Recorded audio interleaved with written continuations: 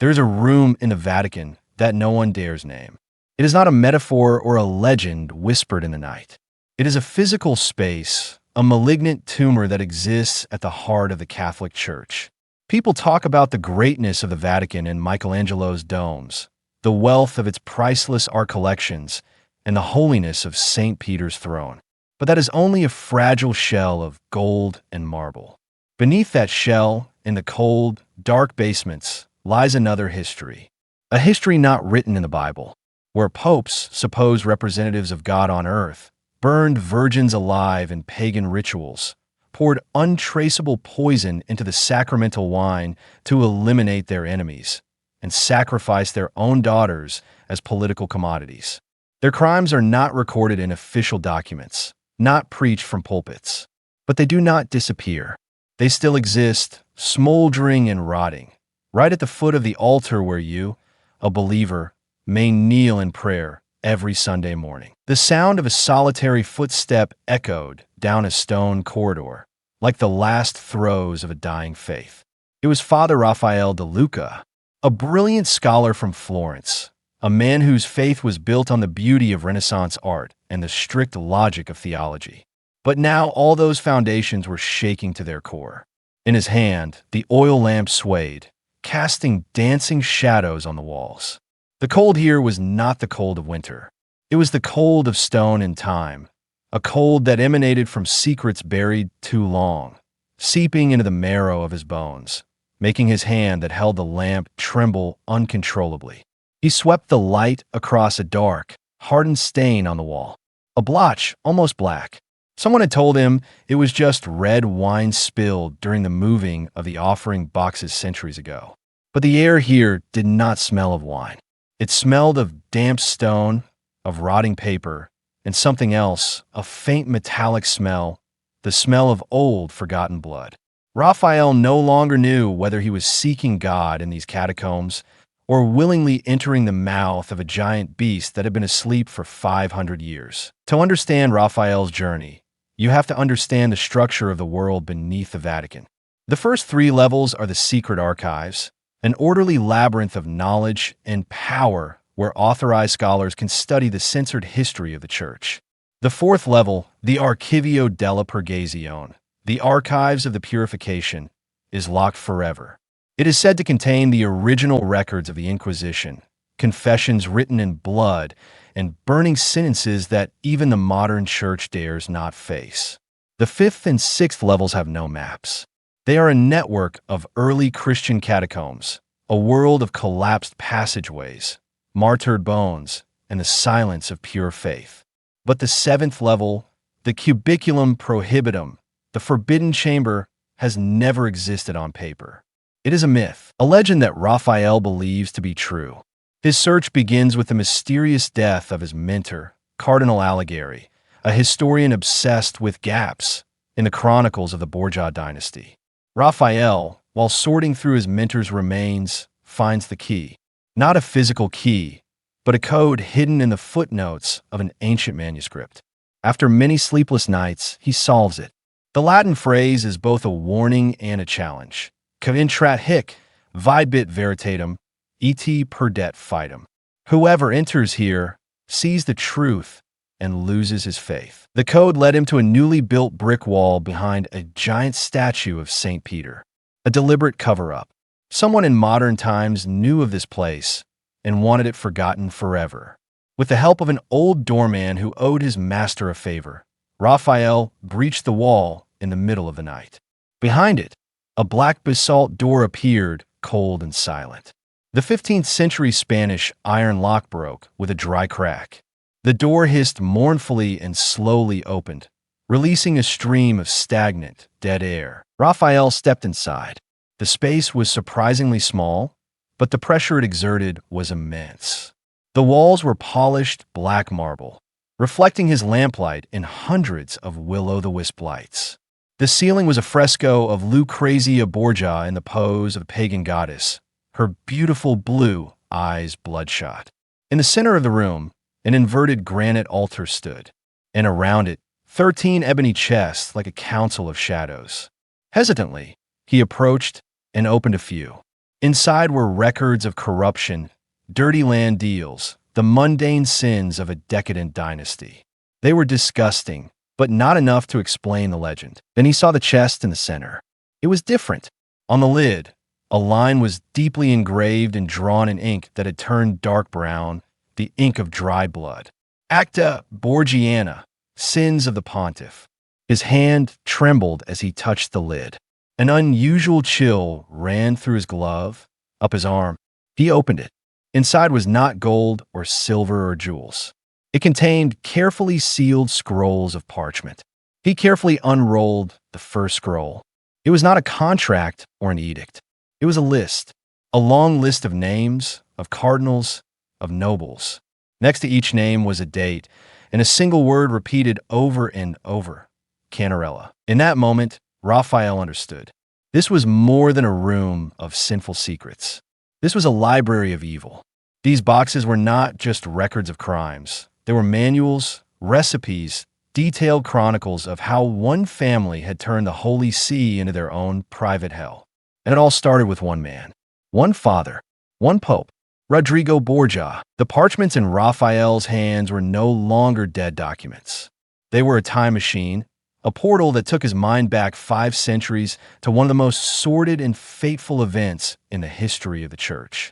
To understand the monster that created this room, to understand the crimes sealed in the ebony box, we must go back to its birth. We must witness, through the eyes of history, how Rodrigo Borgia rose to power. The answer lay not in prayers or miracles of the Holy Spirit. It lay in a stuffy, conspiratorial space known to the world as the Conclave of 1492. Imagine you are there. August, Rome. The summer heat has turned the air in the Sistine Chapel thick. Hundreds of beeswax candles burn relentlessly, casting a ghostly yellow glow that makes the great frescoes on the walls seem to sweat. The air smells of incense, melted candle wax, and human fear and ambition. The chapel door is locked, cum clave, with a lock, and the cardinals are locked inside until a new pope is elected. They are princes of the Church, but at this moment they are prisoners in a golden cage. The power was in a vacuum. Pope Innocent VIII had died, leaving a huge power vacuum and an empty treasury. Now the hungriest wolves of Europe were gathering.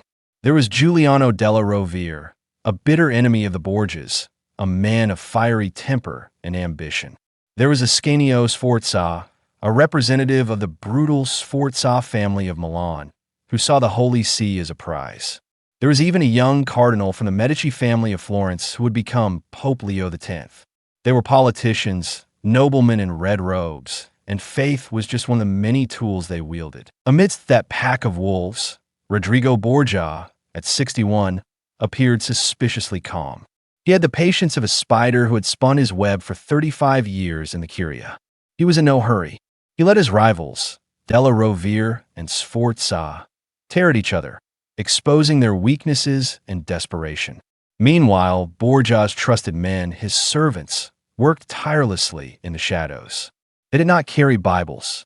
They carried leather-bound notebooks, meticulously recording the price of each soul. The first vote was held and ended in a deadlock. No one had a majority. It was Rodrigo's moment. Night fell, and the market for souls began to operate. It was a process that was documented in plain sight in the documents Raphael was reading. Cardinal Colonna, who had great influence over votes in Rome, received a gift of 24 barrels of the finest Madeira wine, a luxury even kings would have coveted. Cardinal Orsini, a notorious lecher, was whispered in the ear of a Borgia envoy about beautiful pilgrims from Florence who needed a private blessing. That night, 3 young women were brought to his room. The next morning, the votes of Orsini and his faction had changed. Others were promised lucrative dioceses, rich monasteries, and lucrative offices. The sin of simony, the trafficking in sacred things, was practiced openly and brazenly. But the game was truly decided when Rodrigo faced the biggest shark of all, Ascanio Sforza. Their meeting took place not in a chapel, but in a private dining room, with only wine and 2 men who were deciding the fate of millions of believers. Rodrigo did not bargain. He put an offer on the table that could not be refused. the vice-chancellorship, the second most powerful and richest position in the Vatican, his own magnificent Borgia palace, and the fortified castle of Nepi. To prove his promise, just before the final vote, for donkeys loaded with silver were publicly led from the Borgia palace to the Sforza palace. This was no longer a bribe. It was a statement. At dawn on August 11th, 1492, white smoke rose from the chimney of the Sistine Chapel. Habemus Papam. We have a pope. The name announced was Rodrigo Borgia, who would take the name Alexander VI. The parchments in Raphael's hands vividly described the moment. A dead silence fell over the cardinals, followed by forced applause. Some of the young monks wept in disappointment. Rodrigo, as he was dressed in the white vestments of the Pope, showed no humility or emotion. He stood there, on top of the world, smiling a smile of absolute triumph. An eyewitness recorded him mumbling, "The ultimate blasphemy. God has chosen me. And if not, then I have chosen myself." Back in the dark cellar, Raphael shuddered. He turned to another parchment. It recorded the first acts of the new reign, a reign bought with gold and flesh and sustained with blood and fear. Raphael read of the sudden deaths of two cardinals who had stubbornly resisted Borgia to the end, of new laws enacted to control and plunder. He read a note in Rodrigo's own handwriting, scrawled in the margin of a page recording the expenses of the conclave, Deus non credo, sed instrumentum bonum est ad regendum gregum. I do not believe in God, but he is a good instrument to control the sheep. Raphael felt a wave of nausea. He understood. He held in his hands the evidence of the original sin, the root of all subsequent corruption. The throne of Peter had not been given by God. It had been usurped by a demon. And to consolidate his infernal reign, that demon needed tools. His first tool, and his sharpest weapon, was not gold or an army. It was his own daughter. Raphael turned to another parchment in the ebony chest, a softer-feeling scroll bound with faded silk. But it held a tragedy deeper than gold and power. It told of Lucrezia Borgia. If Rodrigo was the brain and Cesare would later be the sword of the family, then Lucrezia was the heart, a heart that had been ripped out by her own father and brother, poisoned and displayed for all to see. In Rodrigo's game of power, a dynasty needed alliances sealed in blood. And Lucrezia's blood, in the veins of a young girl, was the most costly ink with which to seal those treaties. Before history turned her into a lecherous and incestuous demon, Lucrezia was a child. The documents in the box describe her as a blonde angel, a smart girl with green eyes that could captivate anyone. But she was not raised to be a woman. She was molded to be an asset. Her education included more than music, poetry, and dance. Her father had the best tutors teach her Latin, Greek, how to debate, and most importantly, the art of reading and seducing people. She learned to smile sweetly while hiding her contempt, to appear innocent while analyzing the weaknesses of her opponents. She was a perfect doll in a golden cage, praised by the world for her beauty, but without a will of her own. In 1493, at the age of 13, her value was first put on the market. She was given in marriage to Giovanni Sforza, an elderly lord, in return for the Sforza family's vote that had made her father pope. Raphael read of their lavish wedding, a multi-day affair, a brazen display of Borgia power. He could picture the child bride, Lucrezia, lost amid the finery and political smiles, playing the part of the happy wife. She was the living symbol of an alliance. But in the Borgia world, the alliance was only temporary. A few years later, with Alexander VI's power consolidated and the Sforzas no longer useful, the marriage became an obstacle. A more powerful king had come calling, and Lucrezia needed to be ready. Rather than assassinate Giovanni, an act that would have sparked war, Rodrigo chose a more sinister method, an attack on what a Renaissance man valued more than his own life: honor. A church trial was held. Lucrezia, under her father's direction, testified that after years of marriage, the marriage had never been consummated. Giovanni Sforza was forced to stand before the cardinals and publicly admit his impotence. The documents describe Giovanni's utter humiliation. He screamed and protested, but eventually, under threat of death, signed the annulment. He fled Rome in disgrace, while Lucrezia was once again declared a Virgo intacta by the Holy See, an intact virgin ready for the next auction. For Rodrigo, it was a masterstroke. For Europe, it was a scandal. For Lucrezia, it was another lesson in the cruelty of power. After this, the darkest rumors began to spread, like snakes slithering from the dark corners of the Vatican. Raphael read copies of the secret reports that foreign ambassadors sent back to their court. The Holy Father's affection for his daughter seems to have gone beyond the usual paternal affection, wrote one ambassador from Ferrara. Another from Venice described how Cesare and his jealous brother Juan vied for Lucrezia's attention as rivals, not brothers. The word incest began to be whispered, and then the parchment in Raphael's hand told of an event that turned a rumor into a shocking truth. In 1498, Lucrezia, who had just been declared a virgin, became pregnant. Rome held its breath. Who was the father? The Vatican's cover-up was clumsy and contradictory to the point of being laughable. Raphael held in his hand 2 copies of secret papal bulls issued simultaneously. One, the more public, declared the child to be Cesare's by an unnamed woman. But the other, carefully sealed, declared the child, named Giovanni Borgia but often called Infans Romanus, child of Rome, to be the son of Pope Alexander VI himself. A pope admitting to having a child was scandalous. But having a child with his own daughter was an unthinkable crime. The documents do not tell us what happened to the child. Their silence is more terrifying than any account.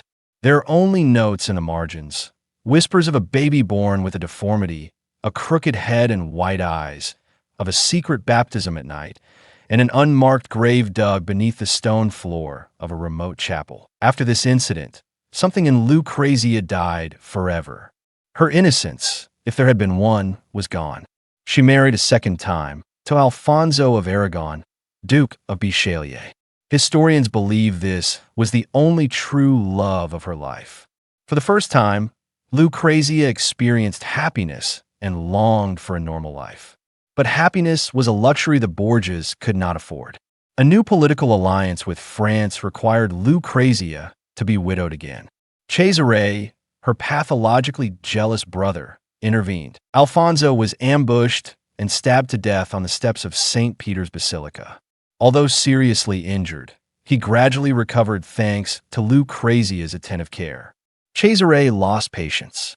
One afternoon, when Lucrezia was lured out of her room, Cesare's most trusted henchman sneaked in and strangled Alfonso to death on his hospital bed. Raphael read of Lucrezia's agony. She mourned her husband for weeks, locking herself in her room. When she emerged, her blue eyes had lost their light forever. Her heart had turned to stone. She accepted a third political marriage to Alfonso d'Este, the heir to the Duchy of Ferrara. She left Rome, becoming a respected duchess, a generous patron of the arts, and a devout believer in her later years. They say it was penance. But Raphael, looking at the fresco on the ceiling of the hidden room, Lucrezia with tears of blood, thought otherwise. Perhaps it was not penance. It was a final mask, the most perfect performance in the life of a tragic actress. She had learned the final lesson from her family. If you cannot defeat evil, become a master at hiding it. She lived the rest of her life as a saint, but perhaps every night she was haunted by the atrocities she had witnessed, suffered, and perhaps participated in. If Lucrezia was a dagger hidden behind a smile, a social weapon honed to cut through alliances and dynasties, the Borgias had another weapon. A weapon quieter, more secretive, and 1,000 times deadlier. It was an invisible dagger, a phantom that could be dissolved into the Holy Grail itself. In the hidden room, as Raphael turned with trembling hands over a parchment that felt cold and dry, a scroll sealed with black wax instead of red, he found its name. The scroll was titled Manuale Veneni, Manual of Potions, and underneath, a name written in the sharp, precise handwriting of a scientist, Canterella. Canterella was more than just a poison. It was a revolution in the art of assassination. In an age when kings and popes had their own poison testers, poisoning a powerful figure was extremely difficult. The most common poisons of the time, such as arsenic, often had an unpleasant metallic taste or caused immediate and easily recognizable symptoms. But Canterella, as described in Cesare Borgia's notebooks, was a masterpiece of ingenuity. It was a white, flour-like powder, prepared from a complex formula that historians now believe was based on arsenic, but was combined with heavy metals such as antimony and extract from certain poisonous mushrooms to alter and mask the symptoms. The result was a perfect tool for crime. It was colorless, easily soluble in wine, water, or soup. It had no smell and was undetectable to the most sensitive noses. And most importantly, it was virtually tasteless. But its evil genius lay in the way it worked. Canterella did not kill instantly. Depending on the dosage, it could take days, even weeks, to take effect. The victim initially felt only mild discomfort, like indigestion or slight fever. 15th century physicians, with their limited medical knowledge, would diagnose it as fluid imbalance or bad air. The victim would grow weak, lose his appetite, and turn pale, and eventually die in his bed, in what looked like a natural death. There was no evidence, no witnesses, just a vanishing enemy and a huge fortune transferred to the Borgia treasury. This weapon sowed a climate of paranoia and fear throughout Rome. Cardinals and ambassadors feared not only Cesare's sword, but also the cup of wine offered in a friendly manner, the meal at a lavish banquet, and most horrifyingly, the Holy Grail itself at Massachusetts' faith was literally poisoned. And the creator of this masterpiece of death, Raphael read with growing disgust, was Cesare Borgia. The notebook was more than a list of victims. It was a work of morbid scientific research. Cesare was more than a warrior. He was a chemist, a botanist, a doctor of hell. Raphael pictured Cesare's secret laboratory, hidden deep beneath the Vatican. Bubbling flasks, shells filled with dried herbs, strange minerals, and animal parts. In cages, rats, rabbits, and sometimes dogs writhed in the final stages of experimentation. Cesare had recorded everything with cold precision. The exact dosage to cause death in 3 days. Another to prolong the suffering for 2 weeks. One combination to simulate the symptoms of dysentery. Another to resemble the bubonic plague. In his twisted mind, Cesare probably did not see himself as a murderer. He saw himself as an artist, a scientist perfecting a necessary tool. He was cleansing the church of its weak and obstructive elements, not with useless prayer, but with chemical precision. Cesare's notebook also lists his successes as case studies. Case 1. Cardinal Giovanni Battista Orsini. Orsini, who had assisted Borgia in the conclave, began to show himself to be too greedy and demanding.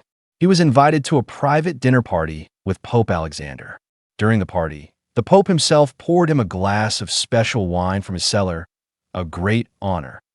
A few days later, Orsini fell ill. The best physicians were summoned, but could not find the cause. He died in agony, and his entire vast fortune, according to the new law, was transferred to the Pope. At the funeral, Alexander VI wept for his beloved friend. Case 2. Cardinal Giovanni Michiel of Venice. Michiel was an extremely wealthy and secretive man. He never feasted and always had his own poison tester. Cesare knew that he could not be poisoned through food, but all the faithful were required to receive communion. During a solemn mass, the host Michiel received was imperceptibly coated with Canterella. A few hours later, he collapsed and died. His death was attributed to a stroke caused by being overwhelmed by the sacred. But the ultimate blasphemy, the height of the Borgia's contempt for the faith, was the turning of the wine in the Holy Grail into poison. During a ceremony, the cup that symbolized the saving blood of Christ became the vehicle for sending a soul to hell. It was a crime that even Satan would have to take his hat off to. As Raphael read the last page of the notebook, he found a scribbled note added later. It told of a party in the summer of 1503. A cup of poisoned wine had been prepared for a wealthy cardinal. But in the chaos, a mistake had been made. A servant had mistakenly given the cup to Pope Alexander VI himself. Cesare had also accidentally drunk a smaller amount. The poisoner had failed to save his father. The poison-wielding ruler had died from the poison. It was a twist of fate, an ending that even the great playwright could not have imagined. Or, as Raphael noted in the margin, perhaps it was not an accident at all. Perhaps it was the final act of a son who wanted complete control. Raphael closed the parchment. Canterella's recipe was in his head now, and he felt the knowledge itself as a poison, slowly seeping into and destroying his soul. The death of Alexander VI should have marked the end of the Borgia dynasty. Their treasury was now sealed, and the protection of the Holy See was gone. But the death of the old devil had only unleashed a younger, and perhaps more dangerous, devil. Cesare Borgia, though still weakened by the same poison that had killed his father, had survived. And in his mind, the loss of his scheming father was not a tragedy, but an opportunity. He no longer had to operate in the shadows of political intrigue and poisoned cups. He could pursue his ultimate ambition alone, not just conquest, but the creation of a Borgia kingdom in the heart of Italy, a kingdom built of fire and steel. The age of Canterella was over. The age of the sword had begun. In the cellar, Raphael flipped through the parchments recording military campaigns, and he saw that Cesare's brutality on the battlefield was even more terrible than his brutality in the laboratory. To understand Cesare, one must understand his core contradiction. At 18, he was made a cardinal by his father, a prince of the church, the successor of Peter through prayer. But his heart was not of the church. It was of the battlefield.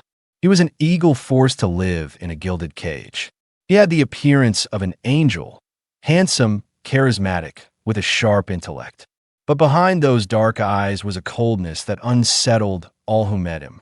He bore a deep contempt for the weakness and hypocrisy he saw around him. In 1498, he did something unprecedented. He became the first person in history to renounce his position as a cardinal. Imagine that moment. Cesare stood before the Council of Cardinals, old and powerful man, and he took off his scarlet cloak, the symbol of spiritual power. It was a declaration of war. He was telling the world that he was abandoning the kingdom of heaven for an earthly kingdom. His motto was, Aut Caesar, Aut nihil, Caesar or nothing. He didn't want to be just a duke. He wanted to be the new emperor, and Italy was his empire. With the French army as his allies and the Vatican treasury under his father's control, Cesare began his military campaign in the Romagna region. Theoretically, it was papal territory, but in reality it was a tangle of city-states ruled by local tyrants, families as ruthless as the Borgias. Cesare's mission was to unite the region under the banner of the church, but in reality, he was conquering it for himself. His tactics were a perfect combination of the strength of the lion and the cunning of the fox. Consider the siege of Forli, defended by one of the most formidable women of the Renaissance, Caterina Sforza, the Tiger of Forli. She taunted Cesare from the walls, vowing to fight to the bitter end. Cesare unleashed a relentless barrage of heavy artillery, reducing the fortified walls to rubble. But at the same time, he infiltrated the city with spies, sowed discord, and promised rewards to traitors. When the city finally fell, Cesare's army was given license to pillage and massacre. Caterina Sforza was captured alive, chained, and taken back to Rome as a trophy, a testament to Cesare's power. He had not only won, he had humiliated his enemies. Cesare's rapid and ruthless rise caught the attention of a young diplomat from Florence, who was sent to observe and negotiate with this new power. His name was Niccolò Machiavelli. Machiavelli, a brilliant political theorist, was completely captivated by Cesare. In him, Machiavelli saw the living embodiment of the concept of virtù, a combination of talent, will, strength, and daring. He saw a leader unbound by conventional moral codes, one who understood that in order to build a strong state, evil must sometimes be done. In his reports, Machiavelli describes with amazement and admiration one of Cesare's masterstrokes. It was the trap at Sinigaglia. Some of Cesare's closest commanders, the condottieri, mercenaries, who had helped him conquer Romagna, became complacent and plotted treason. When Cesare discovered this, he did not attack them. He pretended to be frightened and sought reconciliation. He invited them all, his enemies, to the town of Sinigaglia for a banquet, promising them more power and wealth. In their arrogance, they believed him and came without their main army. It was their final mistake. As the banquet was underway, Cesare smiled and gave a signal. The doors slammed shut. His soldiers rushed in. The rebel commanders were disarmed and bound. Machiavelli recounts that Cesare sat there, completely unperturbed, while his former allies were strangled before his eyes, one by one. No hesitation, no emotion. It was a chilling lesson in power. A prince must know when to be a lion, instilling fear, and when to be a fox, avoiding traps. Cesare was both, but Cesare's tower of power was built on a shaky foundation, his father's life. When Alexander VI died suddenly, Cesare's source of money, soldiers, and legitimacy disappeared. His enemies, like vultures, began to tear at his young empire. The new pope, Julius II, a lifelong enemy of the Borgias, gave him no chance. Cesare's fate was a series of defeats and humiliations. He was captured, escaped, and then went to work as a mercenary for his brother-in-law in Spain. His glory as a conqueror was shattered. In 1507, in an obscure skirmish near the town of Viano, his army was ambushed. Cesare, in a last-ditch effort to show his courage, charged alone into the enemy ranks. He fought like a cornered lion, but was eventually overwhelmed and fell with 23 wounds. His body was found after the battle. The man who had wanted to be Caesar, the model of a king, now lay naked in a pool of mud, stripped of his armor, his clothes, and all his possessions. A shameful and lonely end. History has proven that power built on fear and pure violence is as fragile as human life itself. The death of Cesare Borgia in a muddy field in Spain should have been the end. The Borgia dynasty, built on gold, poison, and steel, had collapsed. History, written by the victors, quickly turned them into a cautionary tale, a legend of the corruption of power. They were told of in books and plays as monsters of a bygone era. But history has a terrible habit of never fully burying its secrets. The truth about the Borgias, darker and more morbid than any legend, did not die with them. It simply lay dormant, sealed in a black stone chamber deep beneath the Vatican, waiting for nearly 500 years for someone brave enough, or foolish enough, to awaken it. That person was the priest Raphael de Luca. Back in the hidden room, the air was thick and cold. Raphael's initial shock had passed, replaced by the almost obsessive focus of a historian. He was no longer a frightened priest. He was an archaeologist standing in the midst of a tomb of forbidden knowledge, and he knew this was the greatest and most dangerous discovery in history.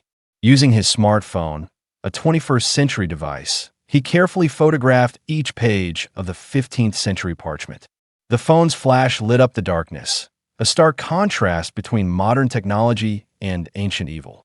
He took notes on everything: the arrangement of the 13 chests, the granite altar, and especially the ceiling fresco, Lucrezia with her bloodshot eyes, a silent warning from the past. He focused on the central casket, the one that held the souls of the Borgia family. He had seen Cesare's poison manual, a chilling testament to the assassinations. But there were 3 other parchments, and he sensed they held even deeper secrets. The first scroll was titled De Corpore Ecclesiae, on the body of the church. At first, Raphael thought it was just a record of the infamous orgies. But as he read it, he realized it was much more than that. It was a treatise on psychological warfare and spiritual domination. Alexander VI did not use sex simply for his own pleasure. He used it as a tool to break the will and loyalty of his cardinals. The document detailed the weaknesses of each prelate. Some had a lust for young men, some had secret wives and children, some were addicted to gambling. Alexander exploited these sins not to punish them, but to create a vast network of blackmail. By controlling their sins, he controlled their souls. It was a twisted theology where confession led not to forgiveness, but to slavery. The second scroll was the Testamentum Lucrezia's testament. It was written in the pale, sepia ink and shaky handwriting of a woman on the verge of madness. This was not a will to divide up her estate. It was a curse, a scream from hell. Raphael read the pain of a woman whose family had been destroyed. But the most horrifying thing was not the resentment. It was her twisted forgiveness. Lucrezia did not curse her father and brother to hell. Instead, she begged the dark forces to bind their souls together forever. "We created this hell together," she wrote, "so let us rule it together for all eternity. I will not let you go without me." It was a declaration of an eternal partnership in crime, a sick bond that transcended death. But it was the final scroll, the fourth scroll, that really shattered Raphael's faith. It was titled Evangelium Tertium, the third gospel. It was a work by Cesare Borgia. It didn't just justify crimes, it sanctified them. Cesare had written an entirely new theological system, a reverse-engineered version of Christianity. He declared his father, Alexander, not to be the successor of Peter, but an earthly Messiah sent by the true God, a God of power and war, not love and mercy, to cleanse Italy with violence. Raphael reads a passage, a horrifying parody of the Sermon on the Mount. "Blessed are those who sow fear, for there shall be the kingdom of this earth. Blessed are the cruel, for they shall never be betrayed. Blessed are the faithless, for they shall see the truth of power. Beatus est cometum portat, quoniam ilius est regna mundi. Beatus est immisericordias, quoniam non traditor. Beatus est infidelis, quoniam videbit veritatem potenti." This is no longer the sin of a man. This is the creation of an ideology against God. Cesare does not simply want to be king. He wants to be God. And as he read the end of the forged gospel, Raphael saw a symbol he had seen before. An eye surrounded by 3 swords, surrounded by 7 inverted candles. It was used as a seal to mark the end of the text. He looked up at the ceiling. The symbol was looking down at him from the fresco. Then he remembered the piece of paper in his teacher's belongings. He understood. The Borgia's crimes were not committed by one family. They had followers. They had a sect, a small group of cardinals and nobles who had completely bought into this dark gospel, who worshiped power above all else. This room was not a secret vault. It was a chapel. The altar was upside down. The parchments were like scriptures, and the 13 chests were like the 13 apostles of a new faith. Near the entrance, he found a small Latin inscription carved into the stone floor, almost faded. In nomine bovis, et filii, et anime impi. In the name of the bull, the Borgia symbol, and of the Son, and of the Spirit of sin. A disgusting mockery of the Trinity. A chill ran down Raphael's spine. This evil did not die with Cesare.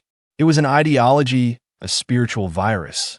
And the most terrifying question of all was, would the sect really disappear? Or would it simply retreat into the shadows, change its name, and continue to exist, biding its time? As Raphael emerged from the hidden chamber and sealed the entrance, he thought he had taken the truth with him. But he was wrong. It was the truth that he carried with him. It was no longer words on parchment. It had become a virus, a psychic poison that seeped into his soul through his eyes, infecting his every thought, every dream. He had not only discovered the crime, he had inhaled its ashes, and now the ghosts of the Borgia family had a new host to feed on. The following weeks were a personal descent into hell for Raphael. He was exiled in his own mind. Sleep was no longer a place of rest, but a stage where the most horrific plays were reenacted. Night after night, he dreamed that he was an honored guest at the Nutcracker banquet. He saw naked dancers, heard the lascivious laughter of cardinals, but when he looked closely, their faces were rotting, revealing the skulls beneath. Lucrezia, with her haunting beauty, approached, smiled, and offered him a nut. But when he looked into her palm, it was not a nut. It was a human eye, still moist. He woke with a start, drenched in sweat, his own screams still echoing in the silent convent. The torture did not stop when he was awake. In the silence of the library, he began to hear whispers, conversations in ancient Latin mixed with Spanish. Rodrigo's voice was commanding. Cesare's voice was laughing coldly. He kept seeing shadows out of the corner of his eye, a figure in the red robes of a cardinal standing at the end of the corridor, but when he turned to look straight, it was gone. The faith that had been the solid rock of his life was now dust. He tried to pray, but the familiar prayers were foreign. Jesus' words from the Sermon on the Mount were replaced by Cesare's dark gospel. When he tried to receive communion, the host tasted like ashes in his mouth. The crucifix on the wall seemed to look at him with a mocking gaze. The silence of God became deafening, and the void was filled with the laughter of the Borgias. The other monks began to avoid him. They saw a gaunt man with dark circles under his eyes, mumbling to himself. They said he was overworking himself, that he had a crisis of faith. But Raphael knew the truth was far worse. He was not having crisis of faith. He was being invaded by someone else's faith. In his despair, a thought occurred to him. A historian's thought, not a priest's. If this evil were real, it must have a source, an epicenter, a physical anchor on earth. He pulled out the copies of Lucrezia's will, the parchment written in blood. He read it again, not as a curse, but as a map. Lucrezia had mentioned an ancient forbidden ritual, the Missa pro perditis, the Mass for the forsaken souls. A ritual performed not to save, but to bind souls to a specific place, to make it their own kingdom after death. Her words were full of metaphors, where the river meets the white lion, under the shadow of the double-headed eagle. After days of comparing maps and ancient coats of arms, Raphael solved it. The white lion and the double-headed eagle were the symbols of the Dest family, the family of Lucrezia's last husband. And the place was on the outskirts of Ferrara. A small chapel called Santa Maria del Lacrim, Our Lady of Tears, had been sealed by the Vatican since the 16th century on grounds of structural insecurity. Raphael knew the real reason. It wasn't unsafe. It was unholy. He left Rome that night, without a word of farewell. He headed north, not like a priest on pilgrimage, but like a moth to a flame, driven by a curiosity that had gone morbid. He had to see it. He had to know the ultimate truth. The chapel appeared to him on a gray afternoon, standing alone in the middle of a moor. Ivy had covered most of the stone walls, and the tiled roof had partially collapsed. The air around the place was unnaturally still. Raphael pushed open the rotten wooden door. There was an eerie creak, and a cold, musty breath of air rushed out, like the breath of a tomb. Inside, time seemed to have stopped. A red marble altar, the color of dried blood, stood in the center of the room. On the altar, a yellowed skull was wrapped in a black onyx rosary, and beside it, 7 large black wax candles, each engraved with the name of a member of the Borgia family. They were strangely intact, as if waiting for someone to light them. Behind the altar, on the stone wall, a Latin inscription was carved with a knife, ad perpetuum noctem, towards eternal night. By some invisible force, Raphael found himself whispering those words. As the last sound left his lips, everything changed. The wind outside stopped. The insects stopped chirping. An absolute, overwhelming silence filled the air. And then he heard it, the distant sound of church bells, a sound that should not have been heard in such a desolate place. He turned, startled, to look at the altar. His heart stopped. The candle with the name Lucrezia was burning itself out. A small, sickly green flame flared from a wick that had been cold for 500 years. The flames danced, illuminating new words that were slowly appearing on the altar's stone surface, as if carved from below by an invisible hand. The words read, Unus ex nobis, one of us. Raphael collapsed, horrified. He understood. He had made a terrible mistake. He thought he was an investigator uncovering an ancient secret. But he was wrong. He was not an investigator. He was a sacrifice. The curse was not an echo of the past. It was a conscious entity, dormant and waiting. It needed a living soul, a person of faith, however broken, to act as a catalyst, to awaken it. And he, by saying the words, had offered himself. He had become one of them. Raphael de Luca had become part of the darkness. Like an explorer swallowed by the ocean, he had sunk into the abyss of accursed history. But before the darkness could completely engulf him, he had managed to throw one last glass bottle containing his message into the digital ocean. It was an encrypted email sent just hours before he set out on his fateful journey to Ferrara. It was not a cry for help. It was an indictment, a warning, and it contained the final, most horrifying revelation, a truth that would shatter the very foundations of Western faith. In that email, Raphael linked what he found in the crypt to mysterious events of modern times. He had discovered a terrible pattern. The death of his mentor, Cardinal Alighieri, was not an isolated event. It was part of a chain of unusual deaths of Vatican clergy, a chain that stretched back centuries. In 1903, a librarian at the Vatican Library, who was known to be researching land documents from the Borgia period, was found dead after falling from a high ladder. In 1936, a passionate young priest who had petitioned for access to the documents of the conclave of 1492 immolated himself in his room. In 1969, a cardinal in the security department, who had requested a comprehensive survey of the basements beneath the apostolic palace, committed suicide with his own crucifix. Raphael noticed a terrifying pattern. These victims were not random. They were people who, like him, had come too close to the truth. The curse was not just a passive spiritual entity. It had a self-defense mechanism. Or, Raphael's even more terrifying hypothesis, the sect he had discovered, the Black Cross, had never gone away. It had evolved into a secret organization deep within the Vatican's highest echelons, a group of gatekeepers whose sole mission was to protect the Church's most terrifying secrets. And they protected it at all costs, including purifying curious souls to ensure its eternal silence. But Raphael's most shocking discovery was not in these conspiracies. It was in a more public place, one that billions of people have seen, but no one really understands. The curse is not hidden, he wrote in his email. It is displayed, it is celebrated. It is embedded in the iconography of the Holy See itself. He analyzed the official Vatican seal, the symbols of St. Peter's keys and the papal tiara, through the lens of Borgia's dark codes and theology. And what he found was a double truth, a terrifying hidden meaning. The two keys, one gold, one silver, symbolize the spiritual and earthly powers, the keys to open and lock the gates of paradise.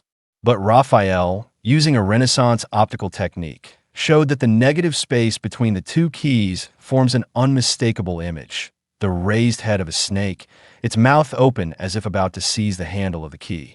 The symbol of salvation is also the symbol of the original temptation in the Garden of Eden, the triregnum. It symbolizes the three roles of the Pope: Father of Kings, Governor of the world, and Vicar of Christ. But in the third Gospel of Cesare, it symbolizes a different trinity: power, fear, and deceit. Raphael has included a diagram showing that when the image of the crown is superimposed on itself, it forms a demonic face with three horns, an image often seen in ancient grimoires. The red silk cord, the cord that connects the two keys, symbolizing the union of spiritual and earthly powers.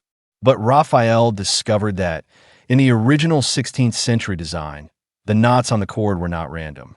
When read in a code of Incan knots, knowledge the Borgias had acquired from early explorers, the knots spelled out the name exactly: Lucrezia. The entire symbol of the Vatican, the pride of the Church, turns out to be a giant talisman, a magical seal designed to contain, and perhaps harness, the energy of the Borgia curse. Raphael came to a final conclusion.